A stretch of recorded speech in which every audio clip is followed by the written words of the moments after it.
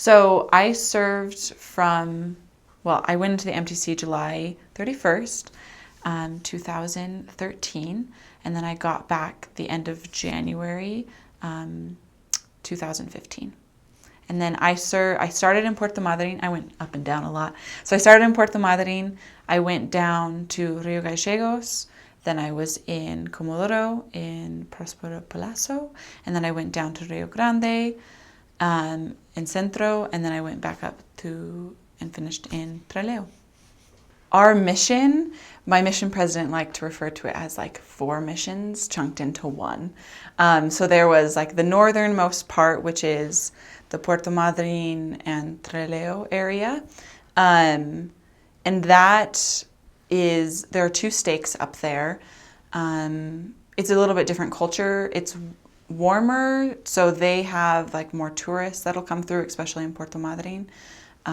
When I was there, I was there during more of like the summer months, and they'd have big boats come in with tourists, and you'd hear like the huge horn of all of like the tourists leaving and then coming back onto the boat, and so it changes up a little bit more of the atmosphere. There's a lot of different types of people that come through, and then you go to like the middle area where there's Comodoro and then Caleta Olivia. They're more of like the oiling cities where a lot of people work at oil rigs or different things to help out with that industry, which changes the family dynamics a little bit because some of the fathers or different people that work in it will go out and work during the week, and then they'll like be on 10 days and then come back for 5 and then leave again. And so it's a little bit different there. Not everyone does that, obviously, but people are more focused on their work. It's interesting, as you move farther south, more people are like, they're there just for work. It's not that their family has lived there for a substantial amount of time. So then you move down to Rio Gallegos, which is like the city farthest south, like on South American continent. It's really windy, and there are a lot of people that work down there. It's fairly well off and nice. And then you go and you pass through Chile to get back down onto the island of Tierra del Fuego, and that has several areas down there. That is all one district right now. They're working towards becoming a stake. Oh, and Rio Gallegos is also a district. And they're working towards having a stake down there. But a lot of people that at least have moved to Rio Grande, they don't have a lot of family there. So most people just worked in factories and have their immediate family. A little bit colder. It's really cold down there during the winter and has it's not so much that it's cold, but it has a lot of wind chill. So that was my only area that we actually got told to like stay in because there was so much wind one day that things were flying everywhere and you would have gotten hit. And then you go down to Ushuaia, which is like the beautiful area of the mission. Just, it's more like Utah with beautiful, beautiful mountains, but then it has the ocean, beautiful area. So that's, my mission president always said that he felt like he went to different missions as he would travel within our mission.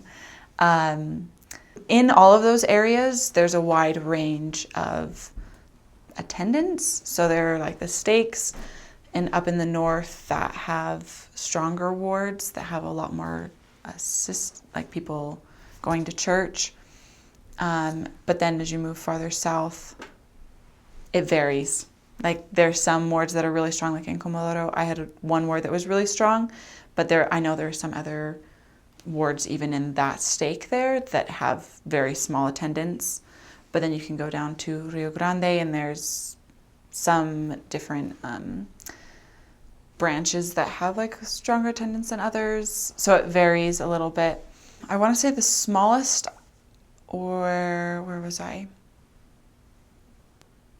I was in Rio Grande. No. I was in Rio Gallegos, and we had about 40 people come to church. I was never in really small branches. They usually put sisters, well, Depends. But they usually put sisters where the wards are a little bit stronger. And so the smallest I ever had was like 40 people at church. In Puerto Madryn, we got up to like 100, 115 max. But it changes, and since I've gone back to certain areas, they've been strengthening, having more people come to church. So there were 3 like main religions down the Patagonia area or in the mission. There was the evangelicals, which is very interesting because you'd walk by their churches, which are usually just in like little homes that they'd be renting out, and you'd hear the loud music. And so there were like those types of people.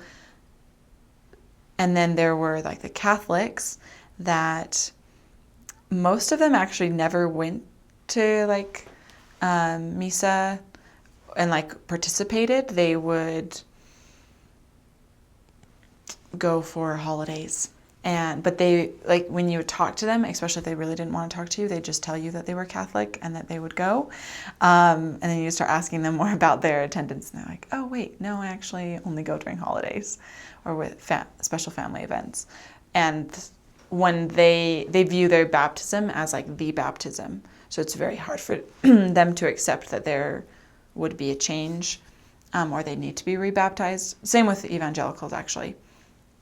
But we did teach a substantial amount of the Catholics, people that were willing and more open to it. And then there were Jehovah's Witnesses. And we would actually pass them a lot, especially in Rio Grande. There were a lot of Jehovah's Witnesses, at least in my area, that would go out and also be knocking on doors.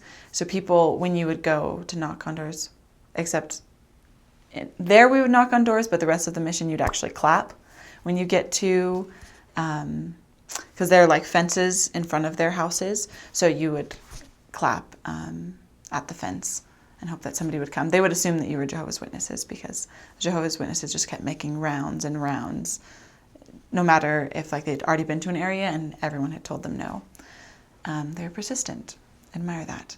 And so those are like the 3 main groups, religious groups. There are a chunk of people also that really don't believe.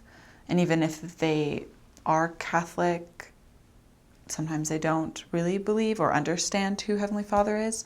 So you have to deal with that in teaching people. But most people have heard of Jesus Christ, which really helps to have like that common knowledge with him. In the middle of my mission, I was teaching a woman named Mariela. And when we got there, she had been, there are 2 sisters that had just been placed there. So, and they just started teaching her, and she had a baptismal date, but wasn't giving up smoking. A lot of people smoke there. It's fairly common. She hadn't given it up. So in my mind, I was coming in, this was the first time I was like the senior companion. I was coming in and I was going to help her set like a date and help her give up smoking, and I was all gung-ho. And I didn't take the time to get to know her. And that was a big mistake on my part. It caused more issues after that. Working with her, and I hadn't established that confidence. And I think in the mission, you at least have like these goals and things that you know that you want to accomplish. And you talk about those a lot, but you need to remember that you're dealing with other people and they need to be treated like people. And not that I wasn't treating her like a person. I like genuinely loved her, but I had my goal that I thought that she wanted as well, and that's what I was pushing for instead of realizing who she was and her, where if I pushed her too much, that was not going to be okay with her and would make her back off and not even want to be involved. So take the time to be yourself. and be loving and realize that you're there because of your testimony. That's why they don't just send out people who've been trained for a long time. You need that human experience with teaching, and that is really, really important because your testimony matters. As small as you may think it is, the Lord works through us and our testimonies. And so after a while of butting heads with her and wondering why I felt like she really didn't want to talk to me, but she still wanted to be baptized, and I was really confused, and talking to my companion. You must be open to listening to your companion. They have great advice. She said that I needed to one day just go in and not feel like I had to teach a lesson. Just sit there and talk to her and really get to know her in her life. And it made all the difference. Like, we became better friends, and she trusted me a little bit more after that and was more open to doing things with the church, because you have to have a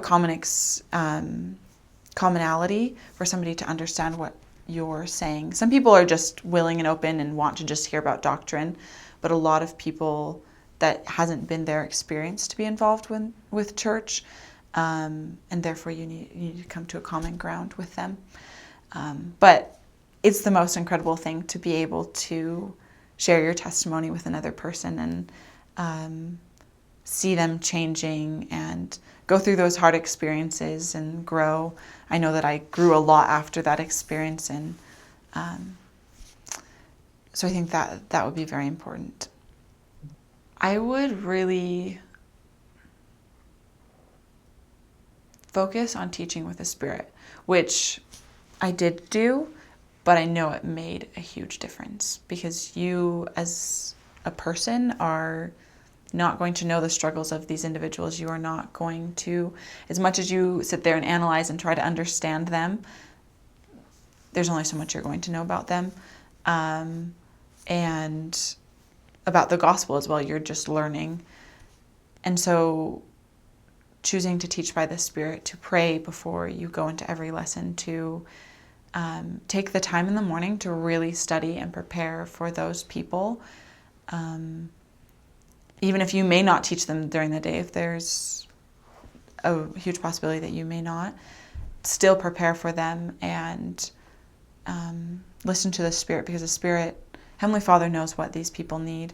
He will put them in your path. He will direct them, and He'll know when they're going to be open, and certain thing that you share will be there. The Preach My Gospel is inspired, and so as you study it, there will be a lot of doctrines and teachings that, as you study, the Spirit will be able to prompt you later. So being prepared is a really important thing. So not expecting that, okay, I'll just walk in and the Spirit will tell me what to do, but having a good balance between being prepared and teaching by the Spirit.